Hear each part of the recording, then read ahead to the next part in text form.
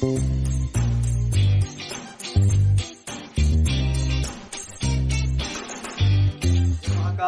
Science की इस class में आपका स्वागत है।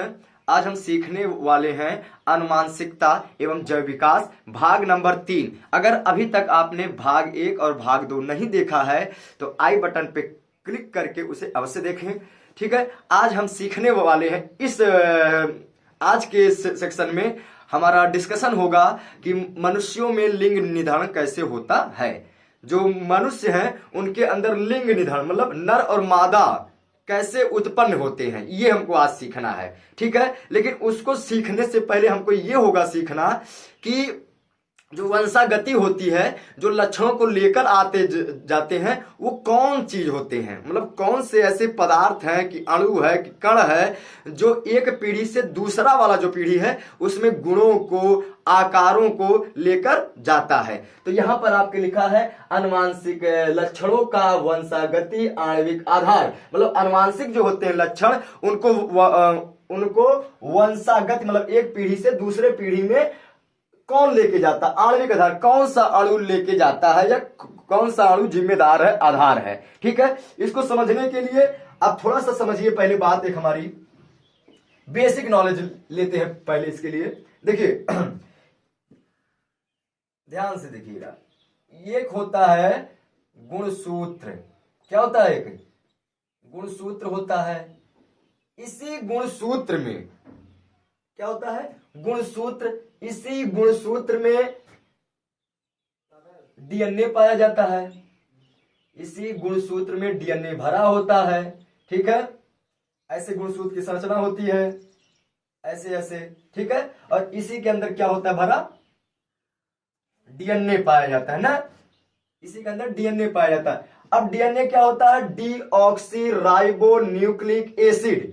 डीऑक्सी राइबो न्यूक्लिक एसिड इसका नाम है पूरा, deoxy ribo nucleic acid, DNA. ठीक है, ठीक है। अब इसी डीएनए के ऊपर जीन होता है। अब इसी डीएनए के ऊपर क्या होता है? जीन होता है, या डीएनए में क्या होता है? जीन होता है। ठीक है, देखिए गुणसूत्र होता है। अब गुणसूत्र में क्या होता है? भरा डीएनए होता है, और उसी डीएनए में क्या होता है? जीन होता है। ठीक है, अब बात करते हैं कि गुणसूत्र कहां होता है। कहां होता है गुणसूत्र? जैसे हमने बताया कि एक होता है गुणसूत्र, उसी के ऊपर क्या होता है? डीएनए होता है भरा, उसी में होता है जीन भरा। तो अब बात करते हैं ये कहां होता है? गुणसूत्र कहां होता है? तो गुणसूत्र होता है कहां? केंद्रक में। चलो, अब केंद्रक कहां होता है? केंद्रक कहां होता है? कोशिका में। अब तो पहचान गए, कोशिका तो नाम तो होंगे सुने, नाम तो जरूर सुना होगा। कोशिका, कोशिका क्या है? यह हमारे शरीर की इकाई है, सबसे छोटी इकाई बोले तो हम लोगों को बनाने वाला। ठीक है, इकाई मीन क्या होता है? हम लोगों को स्ट्रक्चरिंग देने वाला, बनाने वाला। तो कोशिका क्या है? हमारे शरीर की सबसे छोटी इकाई है। कोशिकाओं से ऊतक बनता है, ऊतक से अंग बनता है, अंग से हमारा जो शरीर है इसका ढांचा तैयार हो जाता है, और उसे बोलते हैं बॉडी या शरीर। ठीक है, तो कोशिका सबसे छोटी इकाई है हमारे अंदर। इसी कोशिका के अंदर क्या होता है? केंद्रक होता है भरा। कोशिका के अंदर क्या होता है? ये जो कोशिका है इसके अंदर क्या होता है? केंद्रक होता है। ठीक है, उसी केंद्रक के अंदर क्या होता है? गुणसूत्र, जो इस संरचना में होते हैं। ये धागे जैसे होते संरचना, ऐसे ऐसे इनका होता संरचना। ठीक है, अब इसी गुणसूत्र में क्या होता है? डीएनए पाया जाता है, और डीएनए में जीन पाया जाता है। ठीक है, नाम समझ में आ रहा है सबका? अब देखिए अब बात यहां पे ये करते हैं कि चलो इतना सारा चीज तो हमने देख लिया, लेकिन लेकर कौन जाता है? अभी तो आपने बताया ही नहीं, लेकर कौन जाता है? ई है गुणसूत्र, ऊ है डीएनए, ऊ है जीन, इसके अंदर वो पाया जाता है, उसके अंदर वो पाया जाता है, लेकिन लेकर कौन जाता है? तो वैज्ञानिकों के रिसर्च के द्वारा पता क्या चलता है कि डीएनए ही वो चीज है जो अनुवांशिक है लक्षण को एक पीढ़ी से दूसरे पीढ़ी में लेकर जाता है। ठीक है, ये रिसर्चर पे चला है पता कि ये तो आप क्या क्या कह सकते हो? अनुवांशिक पदार्थ। ठीक है, अनुवांशिक पदार्थ। अब क्वेश्चन आपसे ये पूछा जाता है कि अनुवांशिक पदार्थ कौन है, तो डीएनए है। अनुवांशिक पदार्थ कौन है, डीएनए। अनुवांशिक पदार्थ का नाम क्या है, डीएनए। अनुवांशिक पदार्थ बोले तो जो एक पीढ़ी से दूसरे पीढ़ी में गुणों को लेकर जाता है उसे बोलते हैं अनुवांशिक पदार्थ। तो वो कौन है, डीएनए है। अब देखिए जीन के बारे में क्या अभी हमने बताया। जीन क्या होता है, इसी के अंदर कोडिंग होता है भरा। जीन के अंदर क्या होता है, कोडिंग भरा होता है। कोडिंग का मतलब है यह लक्षणों का नियंत्रित करता है, ठीक है। इसी के अंदर होता है कोड कि अंगुली कैसे बनानी है, नाक कैसे बनाना है, कान कैसे बनाना है, नाक लंबी करनी है कि चपटी करनी कि चौड़ा करना है, ये इसके अंदर कोड होता है। और ये कहाँ होता है, इस डीएनए के पास होता है, इस डीएनए में पाया जाता है। तो अनुवांशिक कौन होगा पदार्थ, डीएनए। उसके अंदर जीन और जीन देता है लक्षण। तो मान क्या जाएगा, अनुवांशिक जो होता है पदार्थ वो कौन है, डीएनए है। अब देखिए जीन के बारे में आपसे प्रश्न क्या पूछा जाता है कि जीन का नाम किसने दिया। हाँ, नामकरण, जीन का नामकरण किसने किया है, तो जीन का नामकरण जो किए उनका नाम है जोहानसन। जीन क्या होता है, यह सजीवों के लक्षणों, ये सजीवों के अनुवांशिक लक्षण का नियंत्रक होता है, नियंत्रण करने वाला होता है, ठीक है। डीएनए क्या है, यह एक अनुवांशिक पदार्थ है, ठीक है। अब गुणसूत्र क्या है, यह केंद्रक में पाया जाता है, ठीक है, जिसकी संरचना क्रोमैटिन जैसी होती, धागे जैसी होती है, ठीक है। बस इतना आपको है बताना। इसका नाम क्या है पूरा, डीएनए का नाम क्या है पूरा, फुल फॉर्म क्या है, डीऑक्सी राइबो न्यूक्लिक एसिड, ठीक है। ये तो हम समझ गए। चलिए आगे देखते हैं, मनुष्यों में लिंग का निर्धारण कैसे होता है। कैसे होता है भाई निर्धारण, देखिए अभी तो आप समझ गए कि गुणों को कौन लेकर आता जाता है, डीएनए। अनुवांशिक पदार्थ कौन है, डीएनए, ठीक है। डीएनए के अंदर क्या होता है, जीन में क्या, जीन का नाम दिया किसने, जोहानसन। नाम किसने दिया, जोहानसन ने। जीन का नाम किसने दिया है, जोहानसन ने दिया है, ठीक है। अब देखिए कि इंसानों में लिंग का डिटर्मिनेशन कैसे होता है। और सबसे पहले ये समझिए कि लिंग निर्धारण क्या होता है। लिंग निर्धारण क्या होता है, बात सबसे पहले ये करते हैं कि लिंग निर्धारण क्या होता है, तब तो समझेंगे मनुष्यों में होगा कैसे। लिंग निर्धारण मतलब क्या होता है, देखिए लिंग निर्धारण का अर्थ होता है कि पहले से पता हो जाए आपको, कि ये सुनिश्चित हो जाए कि आने वाली जो है संतान वह नर होगी या फिर मादा होगी। बस इतना सा पूर्ण सुनिश्चित हो जाए आपको कि आने वाली जो है संतान वह नर होगी या फिर मादा होगी, इसी को बोलते हैं लिंग निर्धारण, ठीक है। आने वाली संतान नर है या फिर मादा है, इसकी सुनिश्चितता होना ही लिंग निर्धारण कहलाती है, ठीक है। चलिए अब देखिए मनुष्यों में कैसे होता है लिंग निर्धारण, कैसे होता है मनुष्यों में लिंग निर्धारण। तो देखो बाबू कैसे होता है लिंग निर्धारण। सबसे पहले समझिए, अभी क्या हमने बताया था, गुणसूत्र होता है, उसके अंदर होता है डीएनए, उसके अंदर होता है जीन। तो मनुष्यों में कुल कितने होते हैं गुणसूत्र, मनुष्य में गुणसूत्रों की संख्या, मनुष्य में गुणसूत्रों की संख्या कितने होते हैं गुणसूत्र, 46। कितने होते हैं, 46 होते हैं। ह्यूमन में गुणसूत्र की संख्या कितनी होती है, 46। अब 46 मतलब 23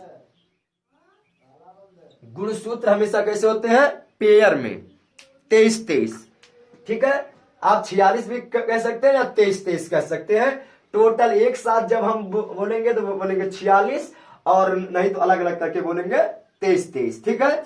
इसके पहले अभी तक हम सब इनका पढ़ रहे थे, आनुवांशिकता में ग्रेगर जॉन मेंडल जी का पढ़ रहे थे कि उन्होंने किस पे किया था रिसर्च, कौन सा लिया था पौधा, मटर। तो मटर में कितना होता है,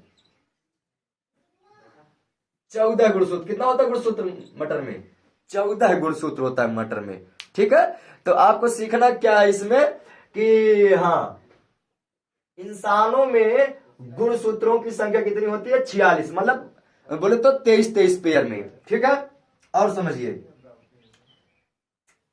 देखिए 23 होती है, बात तो आ गई इतनी समझ में। अब देखिए, एक साइड नर का हम आपको दिखा रहे हैं और मादा का। पहले इसे समझते, फिर अभी आपको समझा रहे आगे। नर में जो होता है गुणसूत्र 22 धन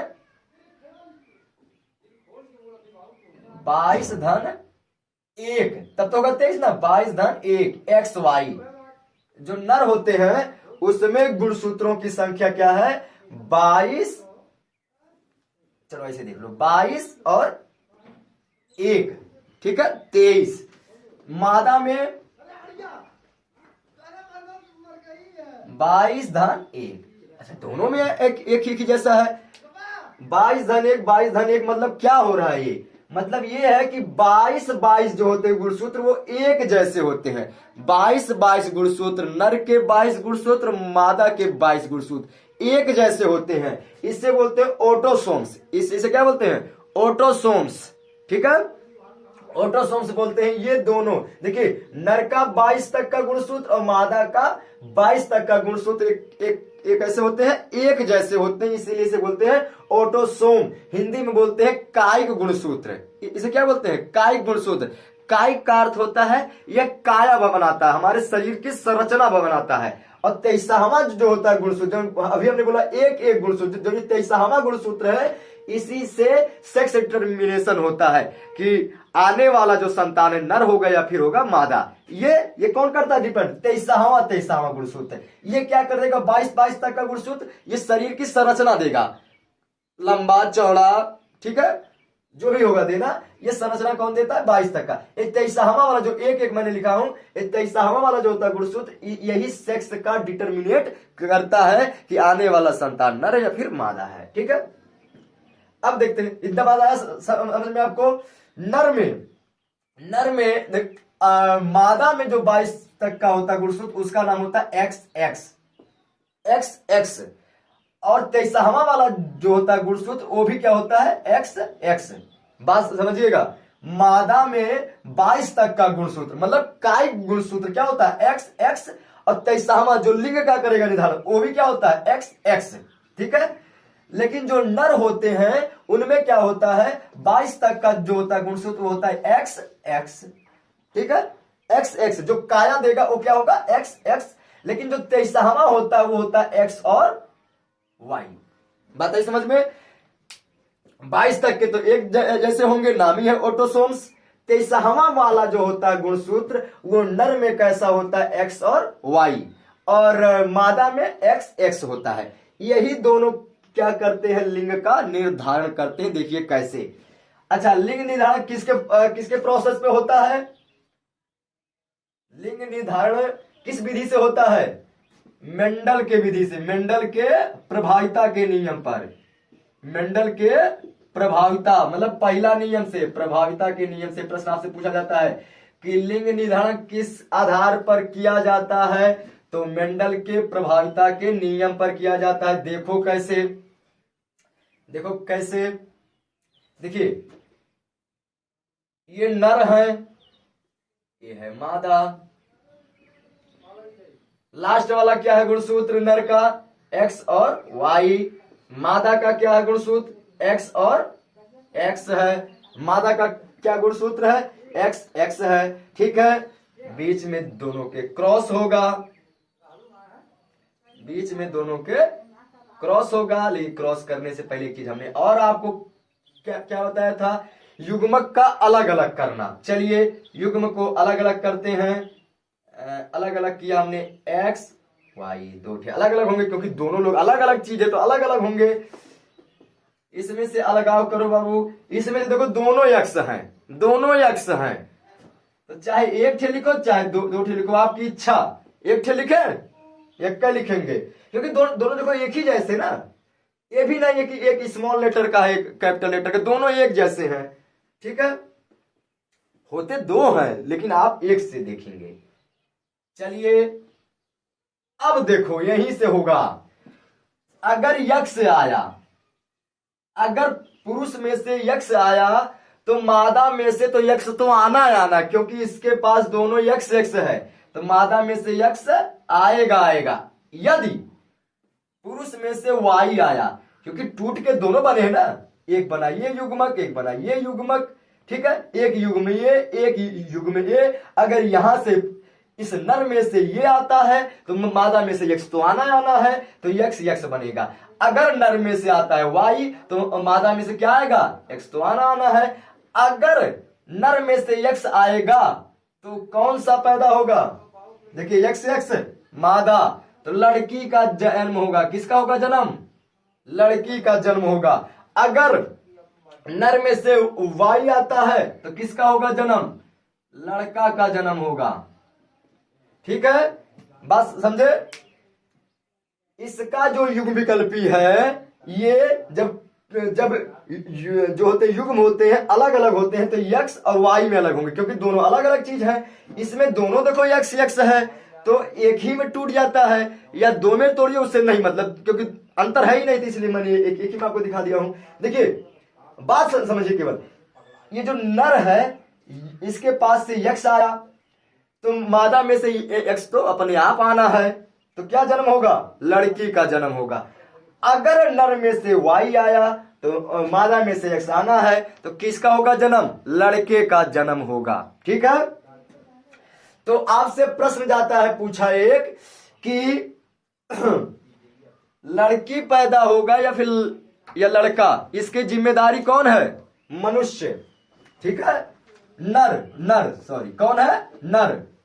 लड़की या लड़का पैदा होने का जिम्मेदार कौन है, नर है, क्योंकि देखो अगर देगा यक्ष तो लड़की, अगर देगा वाई तो लड़का। ठीक है, तो यही है जिम्मेदार। ठीक है, अब देखिए एक आपसे क्वेश्चन और जाता है पूछा, जो कई बार गया है पूछा।